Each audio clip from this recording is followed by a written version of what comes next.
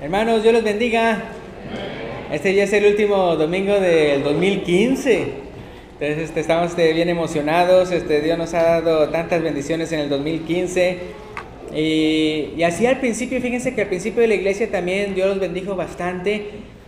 Pero así como en aquellos días, también el día de hoy había quienes tenían más dinero y otros que tenían menos dinero al principio de la iglesia. Y el día de hoy vamos a estar hablando acerca de Ananías y Zafira. Entonces es en el capítulo 5 del libro de Hechos. Ahora uno puede dividir esta lección como el contexto y luego un buen ejemplo y luego los mentirosos. O también lo puede poner como punto número 1 la iglesia, punto número 2 Bernabé y el punto número 3 Ananías y Zafira. Entonces, pero vamos a ir a Hechos capítulo 5, si lo tienen ustedes en sus Biblias. Si no tienen ahí una Biblia, pueden acercarse con alguien que tenga. Y también los jóvenes, vean, los intermedios, también les animo para que chequen, vean lo que dice aquí. Ahora, si ustedes se fijan aquí en el versículo 1, empieza con la palabra pero. Si se fijan, en el versículo 5, capítulo 5, versículo 1 dice: pero cierto hombre llamado Ananías, con Zafira su mujer, vendió una heredad. Ahora, entonces se fijan cómo comienza con la palabra pero. Entonces ya con eso uno puede dar a entender que la historia no comenzó aquí, sino comenzó un poquito antes. Es decir, por ejemplo, como cuando yo digo: ay, pues me gusta este carro, pero, pues ¿qué voy a decir? Voy a decir, bueno, tal vez, pero está muy caro, ¿no? O tal vez una mujer diga, o que el marido le diga a la mujer: mira, este vestido está de buen precio. Y la mujer diga: pero no me gusta, ¿verdad? Entonces siempre ese pero da a entender, ¿verdad?, que antes se mencionó algo, pero hay otra cosa, ¿verdad?, que tal vez no está bien. Entonces yo quisiera invitarlos, antes de ver la historia de Ananías y Zafira, ver el por qué dice ahí pero. Entonces, si nos vamos a ir al contexto, ahí en el capítulo 4, voy a comenzar desde el versículo 32. Tal vez ustedes tengan unas Biblias que digan como un titulito que dice todas las cosas en común. Acuérdense que ya Pedro predicó la primera predicación ahí en el capítulo 2, también en el capítulo 3 se menciona otra vez otra multitud en el pórtico de Salomón. Ahora ya aquí en el capítulo 4, ya es cuando fueron enviados al concilio y los maltrataron, ¿verdad? Y salieron y todo, oraron, tembló el lugar. Y fíjense, esta es la vida de los primeros cristianos, Hechos capítulo 4, versículo 32, ya hablando acerca de las necesidades. Dice: y la multitud de los que habían creído era de un corazón y un alma. Entonces, si dice que la multitud de los que habían creído, se está refiriendo a cristianos, ¿ya? En otras palabras, la iglesia era así, ¿ya? La iglesia, los que habían creído, eran de un corazón y un alma. Dice: y ninguno decía hacer suyo propio nada de lo que poseía, sino que tenían todas las cosas en común. Entonces ahorita estamos viendo el contexto, ¿verdad? Entonces vemos que en cuanto a la iglesia, tenían todas las cosas en común, ¿verdad? Usted vea, necesita azúcar, aquí hay azúcar, ¿verdad? Usted necesita, vea, pollo, aquí tengo pollitos, ¿verdad? Usted necesita, vea, sal, aquí tengo salecita, ¿verdad? Usted, salsa roja, sí. La cosa es de que entonces así todos en común, ¿verdad? Usted necesita esto y aquello y todo. Ahora, a veces, por ejemplo, se pueden acomodar las necesidades cuando es así, algo así, ¿verdad? En una vecindad o algo así. Pero ¿qué tal cuando hay unas necesidades mayores? Es decir, que ni siquiera teniendo las cosas así en común se requiere de más que eso, ¿verdad? Más dinero, más gasto. Entonces, continuando ahí en el contexto, versículo 33, dice: y con gran poder los apóstoles daban testimonio de la resurrección del Señor Jesús, y abundante gracia era sobre todos ellos. Y luego dice el versículo 34: así que no había entre ellos ningún necesitado, porque todos los que poseían heredades o casas, aquí vienen cuando son los gastos más mayores, a que nada más tener las cosas en común. Dice: los que poseían heredades o casas, las vendían y traían el precio de lo vendido. Y versículo 35, y lo ponían a los pies de los apóstoles, y se repartía cada uno según su necesidad. Entonces es el contexto, ¿verdad? De ver, ¿verdad?, cómo así estaba la iglesia, estaba funcionando. En cuanto a las necesidades, ¿verdad?, había unos que hasta se atrevían a vender sus heredades o casas y dar el precio. Cuando dice dar el precio, se refiere al total, el precio de lo vendido, y darlo ponerlo en los pies de los apóstoles, y se repartía según las necesidades de cada quien. Ahora fíjense bien, Después de eso, entonces menciona un buen ejemplo, ya particularmente, ya específicamente de alguien. Eso se menciona en el versículo 36 y 37. Entonces, fíjense, versículo 36 y 37. Entonces, José, ¿cuántos Josés habemos aquí? Yo soy José también, hay varios, vean. Entonces, José, a quien los apóstoles pusieron por sobrenombre, ¿qué? Bernabé, que traducido es hijo de consolación. Dice ahí que era levita, natural de Chipre, o sea, está identificando bien claramente quién es él. Dice el versículo 37, como tenía una heredad, la vendió y trajo el precio. Cuando dice así, trajo el precio, está dando a entender el total. Dice, y lo puso a los pies de los apóstoles. Ahora, como ya vimos el contexto, sabemos por qué lo pusieron a los pies de los apóstoles. Ya no para que entonces los apóstoles dijeran, qué bonito, vea, o vamos a comprarnos unos zapatos, ya que nos lo trajeron a los pies o algo así, sino que ya vimos, ya escuchamos, ya que era la costumbre. ¿Por qué lo ponían a los pies de los apóstoles? Porque entonces se repartía según la necesidad de la congregación, de la iglesia. Ahora, acuérdense que ya para entonces la iglesia es de miles de personas. Obviamente, entonces miles de personas va a haber ahí, personas que estaban bien necesitadas de ahí de la misma iglesia. Entonces vemos el contexto, qué es lo que estaba pasando. Número 2, vemos aquí entonces un buen ejemplo que viene siendo el de Bernabé, que como vemos era un sobrenombre, él se llamaba José. Y vemos entonces lo que él hizo. Vendió una heredad, la vendió y trajo el precio para ser repartido.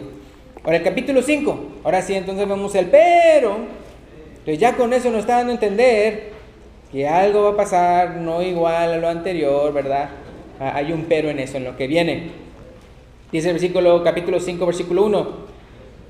Pero cierto hombre llamado Ananías, ¿aquí tenemos Ananías o no? Ananías, creo que no, ¿verdad? Dice, y Zafira. A mí se me hacen bonitos nombres, lamentablemente, ¿verdad? Pues lo que sabemos que quisieron, ¿no? Ananías con Zafira, su mujer, son bonitos nombres. Se vendió una heredad. Entonces los dos, ¿verdad? Versículo 2. Y sustrajo del precio, sabiéndolo también su mujer. O sea, se habían acordado de esto. Entonces acuérdense, sustrajo del precio. Acuérdense que como vimos ya que tanto en los versículos anteriores como ahí con Bernabé, cuando dicen que trajo el precio y lo vendido, da a entender que el total, el 100%. Están dando a entender, mira, este es el precio de mi heredad y yo lo entrego, ¿verdad?, para el beneficio de la iglesia. Entonces así venían las personas, vean, este es el precio, vean, de mi heredad y yo lo traigo. O sea, decían algo así. Ahora ellos fácilmente podían haber dicho no, o qué sé yo, vea, algo así, vea, 50%, qué sé yo. La cosa es de que entonces decían, ¿verdad?, lo que habían hecho. Vean. Mira, esta es la cantidad de lo que me costó, ¿verdad? Digo, lo que me pagaron, ¿verdad?, para esta casa que tenía acá en este lugar o así. Pero entonces, ¿qué pasa? Aquí dice el versículo 2, y sustrajo del precio, sabiéndolo también su mujer, y trayendo solo una parte. Ahora aquí no dice, vean cuánto es la parte, dice solo una parte, la puso a los pies de los apóstoles. Entonces, aquí no lo dice, aquí inmediatamente. Pero por eso les quería dar el contexto, porque pareciera como que eso, venían las personas y decían, mira, esto es el precio de mi heredad, esto es el precio de mi casa que vendí. O sea, dando a entender que es el 100%. Entonces, del versículo 2 al versículo 3, vamos a asumir, no está mal asumir, de que entonces él ya habrá dicho una frase así. O sea, que Ananías habrá dicho, mira, este es el precio, ¿verdad?, de que lo que vendimos a mi esposa y yo. Porque luego Pedro, aquí se menciona, aquí escrito, ahora vemos en el versículo 8, que sí era algo así, porque en el versículo 8 ya cuando hablan con Zafira dice, vendiste en tanto la heredad, ¿se fijan? Entonces sí decían una cantidad y decían, esto fue lo que me dieron por mi heredad. O sea, dando a entender, esto es el total. Entonces, dice aquí, entonces dice, ya que lo puso a los pies de los apóstoles, el versículo 3 dice, y dijo Pedro, Ananías, ¿por qué llenó Satanás tu corazón para que mintieses al Espíritu Santo y sustrajeses del precio de la heredad? Bueno, entonces vamos a ver aquí entonces cuál fue el error de él, ¿verdad? ¿Cuál fue el error? Versículo 4, dice aquí, reteniéndola. Cuando dice reteniéndola se refiere a su heredad. Es decir, reteniéndola. O sea, tú tenías una heredad, era tuyo, era tu propiedad, reteniéndola. No se te quedaba a ti.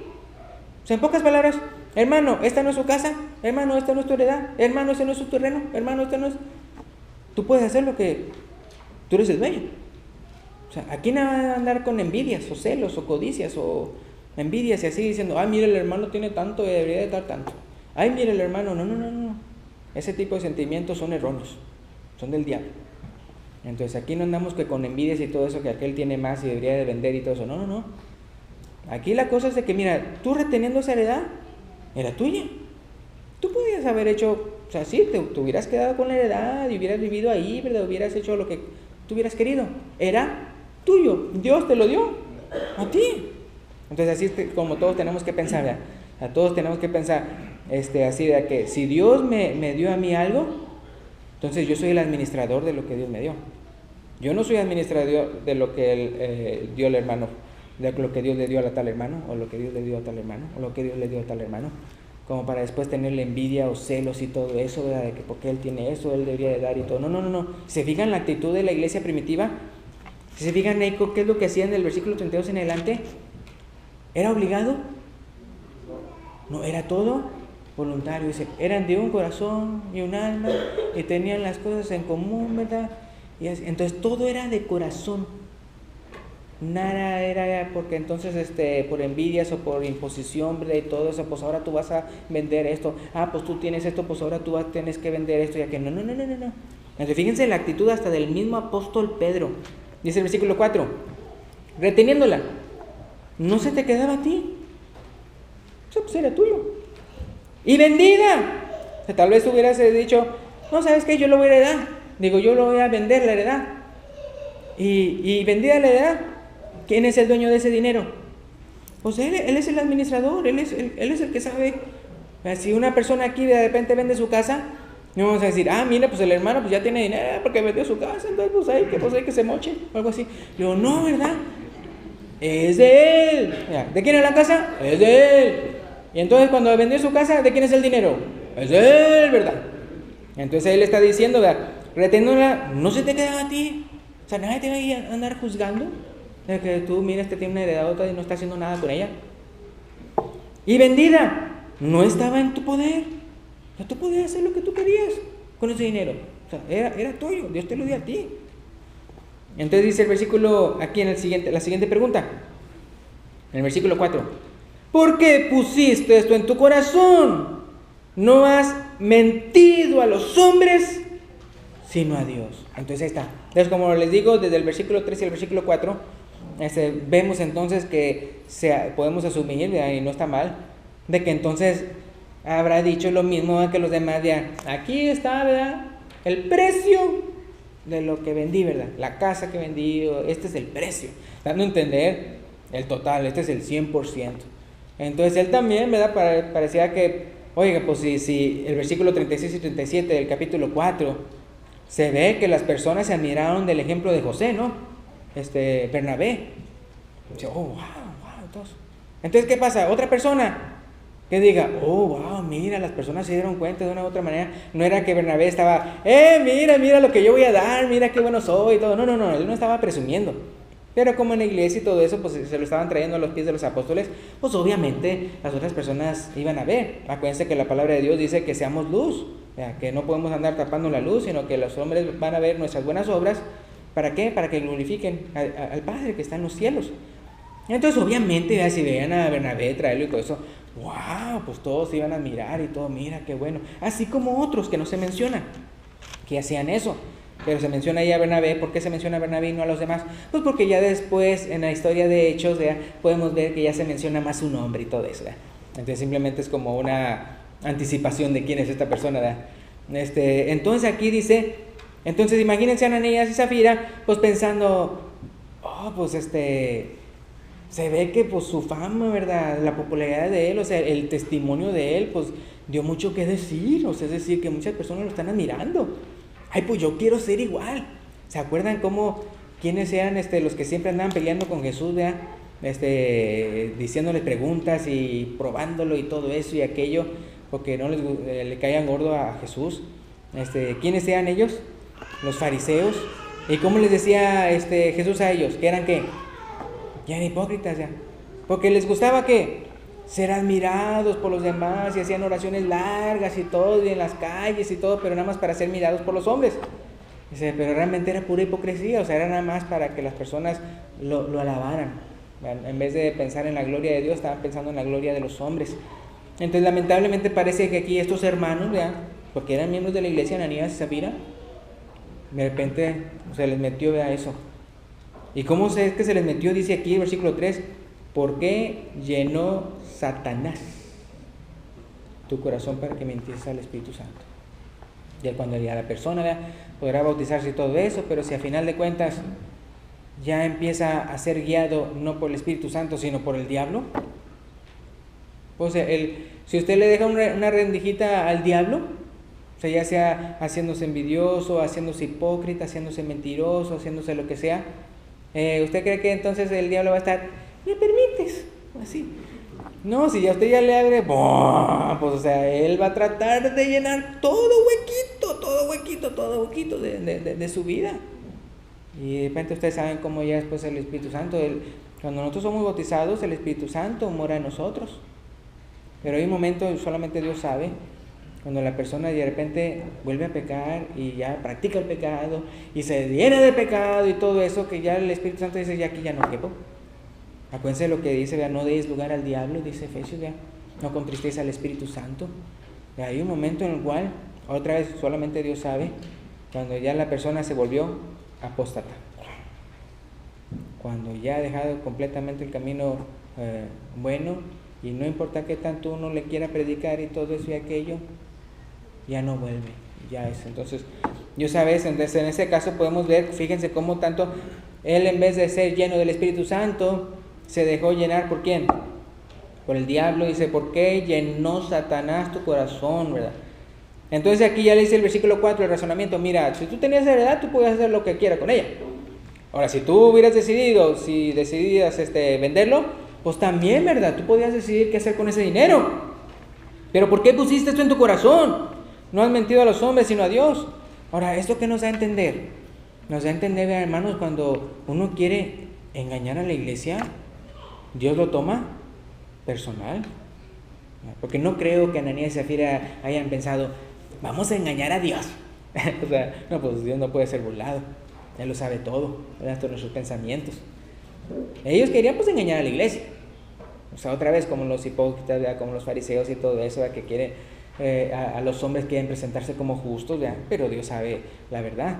Entonces en este caso, ¿verdad?, pero entonces lo que queremos aprender con esto de ahí del versículo 4, cuando dice, no has mentido a los hombres sino a Dios, tal vez tú querías mentirnos a nosotros, pero Dios sabe la verdad y Él lo toma personal, porque la iglesia viene siendo ¿qué? El cuerpo de Cristo. O sea, la iglesia es parte de Cristo. Entonces es muy importante, ¿verdad?, cómo entonces Dios los toma personal. Acuérdense cuando Saulo estaba persiguiendo a la iglesia, ¿qué dijo Jesús? Saulo, Saulo, ¿por qué me persigues? ¿Por qué? Lo toma personal. Entonces cuando uno, entonces en este caso quería mentir a la iglesia, quería engañar a los apóstoles y todo eso, Dios lo toma personal. Entonces, ¿qué es lo que sucede? Dice aquí, vean, no han mentido a los hombres sino a Dios. Versículo 5, al oír Ananías estas palabras, cayó y expiró, vean. Y vino un gran temor sobre todos los que lo oyeron. Ahora, algo que sí quisiera puntualizar aquí es de que ustedes saben cómo el día de hoy hay una persona que por ejemplo, que es de la iglesia y de repente es justa, es decir, la otras personas, ustedes saben cómo hay personas que son del mundo que quieren abusar de la iglesia, o sea, quieren abusar de los hermanos y decir, no, pues es que como es cristiano debe ser amable, o sea, como es cristiano debe ser bueno, como es cristiano, entonces a propósito quieren aprovecharse, ¿verdad?, porque pues él dice que es cristiano y se quieren aprovechar. Y si el cristiano no se deja aprovechar, ¿qué dice? Ah, es malo, y dice que es cristiano y todo eso. ¿Por qué? Porque no le dejó a uno que abusaran de uno. Entonces, ¿qué dicen? Y luego dicen que pues que la iglesia no debe ser una iglesia de amor y que quién sabe qué y todo eso. Imagínense, hermanos, esto es al inicio de la iglesia. Si esas personas que el día de hoy quieren criticar a la iglesia, este no tiene amor porque realmente no se deja uno abusar. Imagínense en ese entonces, apenas esa persona vino, vea, mintió al Espíritu Santo, ¿y qué le pasó? ¡Pum! Murió.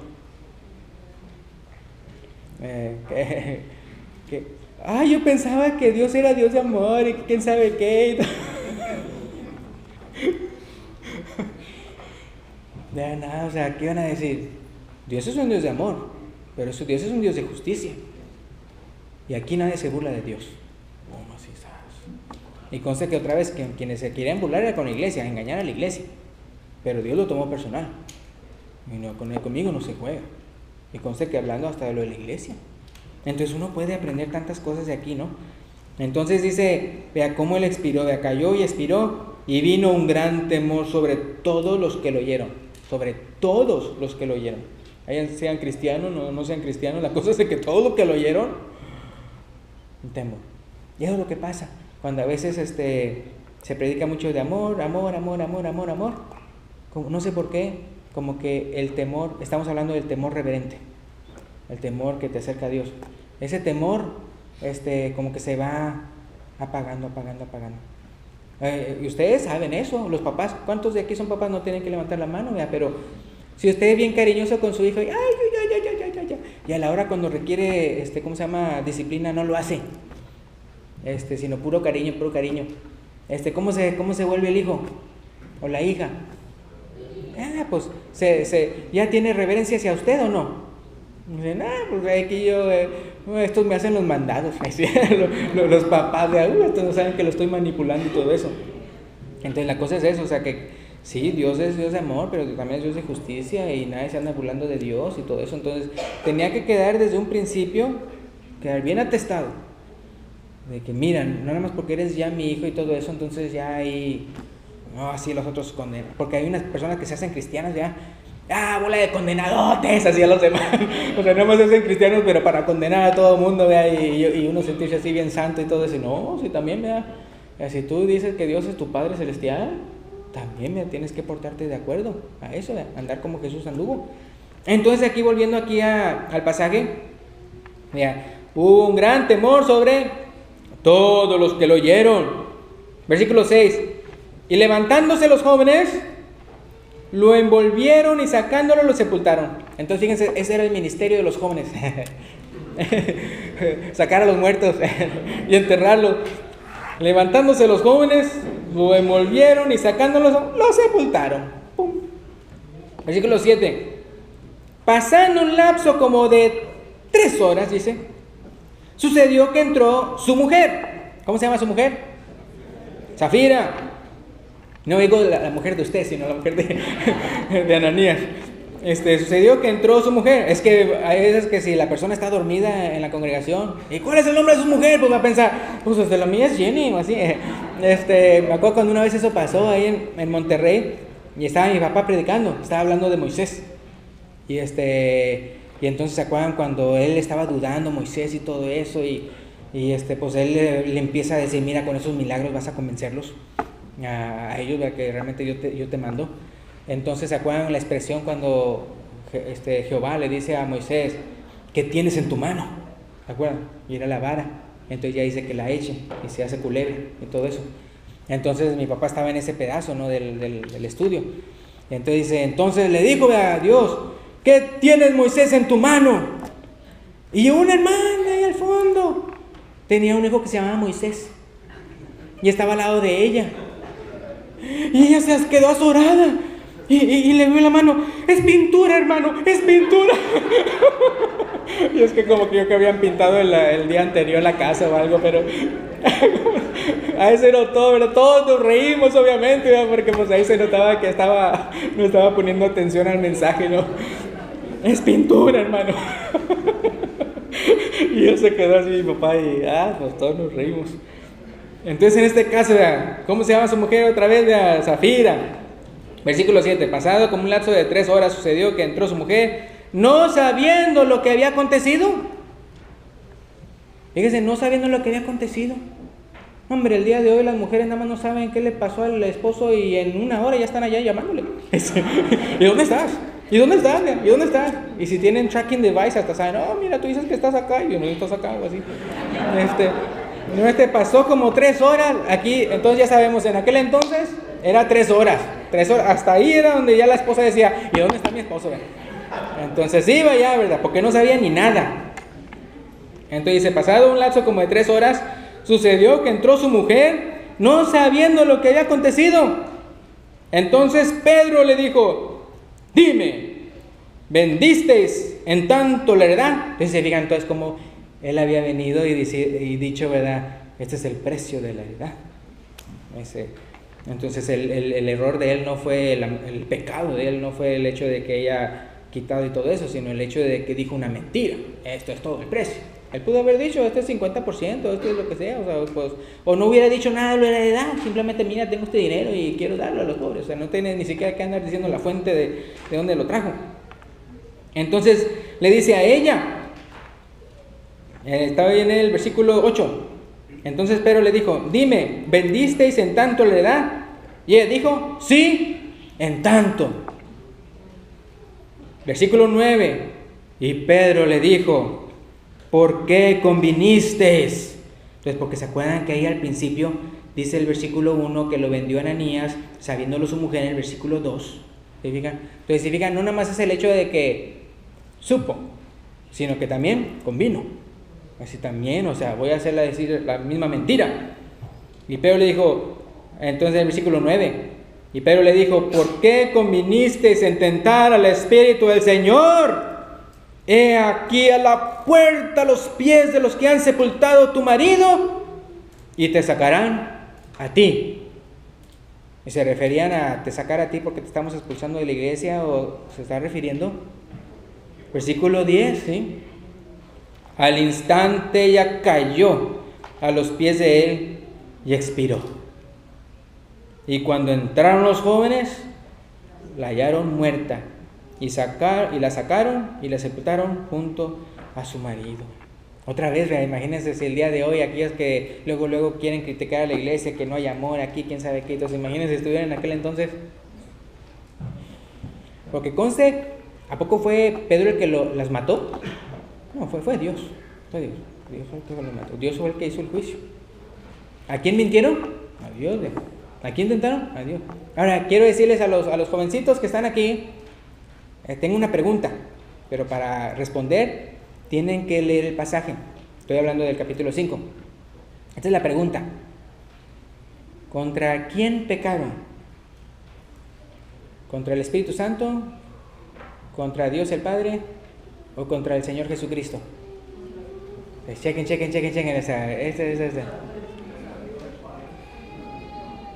Lean bien. Entonces, ¿es contra el Espíritu Santo? ¿Contra Dios el Padre? ¿O contra el Señor Jesucristo? Chequen, porque se menciona. Fíjense lo que dice. El versículo 3 dice, ¿por qué llenó Satanás tu corazón para que mintieses? ¿Qué dice ahí? Al Espíritu Santo. Pero en el final del versículo 4, ¿qué dice?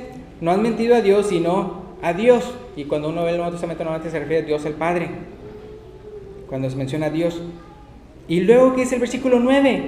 Y Pedro le dijo, ¿por qué conviniste en tentar al Espíritu del Señor? ¿Y quién es el Señor? El Señor Jesucristo. Entonces mencionan así, vengan, la deidad. Interesante.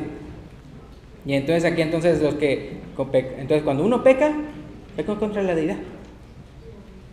Entonces dice aquí el versículo 11. Entonces, ¿qué pasó? Murió él, murió ella, también a ella la enterraron junto con su marido. Y el versículo 11. Y vino gran temor sobre toda la iglesia y sobre todos los que oyeron estas cosas. Entonces podemos ver aquí claramente que son los dos grupos, tanto los que son de la iglesia como los que no, porque vimos ahí en el versículo 5 que cuando entonces Ananías murió, y se vino gran temor sobre todos los que lo oyeron. Entonces ya específicamente el versículo 11 dice, tanto los de la iglesia como también los que no eran, ¿verdad? Dice el versículo 12, y por la mano de los apóstoles se hacían muchas señales y prodigios en el pueblo, y estaban todos unánimes en el pórtico de Salomón. De los demás ninguno se atrevía a juntarse con ellos, mas el pueblo los alababa grandemente. Entonces imagínense si había una fila ahí de las personas que estaban trayendo ya sea el precio de la heredad o todo eso, aquello, y de repente vieron a Ananías, ¡pum!, ¿verdad? Y los demás, ¿qué tal si querían mentir o algo así luego? Y tal vez podemos decir que los de la fila eran los esposos. Y le habían dicho al esposo, mira, vamos a quitarle tanto, y vamos a decir, vea, que le vendimos la casa en tanto, vea, la vendimos la casa, no sé, en 300,000, ¿verdad? Y vamos a decirle que la vendimos en 200,000, aquí está el precio. Entonces imagínense, estaban en la fila, ¡pum! De repente enfrente de mí Ananías, ¡paz! Me está llamando mi esposa. Ay, mi hijo se me perdió. ¿Dónde está mi hijo? Pero sí, luego a encontrar a la pareja, ¿sabes qué? Mira, temor. O sea, ¿el temor te hace actuar o no? Sí. Hermanos, es mejor antes, es mejor, ¿cómo se llama? Antes que después.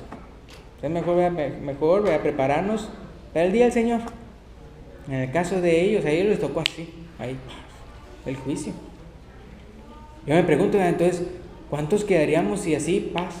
Pues que eso es juicio, pum, pum, pum, juicio inmediato. Había una vez yo escuché algo así que decía, ¿cuánto pecaríamos si las consecuencias de nuestro pecado fueran inmediato? ¿Cuánto nos atreveríamos a pecar si supiéramos que luego tendríamos que tener la consecuencia de nuestro pecado? Porque sí, porque imagínense, si hiciéramos por ejemplo Ananías y Zafira, o sea, ver los resultados de nuestro pecar, la pensaríamos más, ¿ya? Entonces ahí sí hay que pensar, porque al final de cuentas no sabemos cuándo nos vamos a morir. No podemos morir hoy, ¿ya? O mañana, o ayer, bueno, ayer ya pasó. Pero sí, o sea, siempre estar velando y orando, como dice la palabra del Señor, velando y orando, porque no sabéis el día cuando Él venga o cuando uno se vaya, lo que pase primero. Y me gusta el versículo 14, con eso quiero terminar, Hechos 5:14, y los que creían en el Señor, que dice ahí, aumentaban más. Qué interesante, ¿no? Porque otra vez ustedes pensarían, pues ahora ¿quién se va a hacer cristiano? ¿Quién se va a hacer cristiano?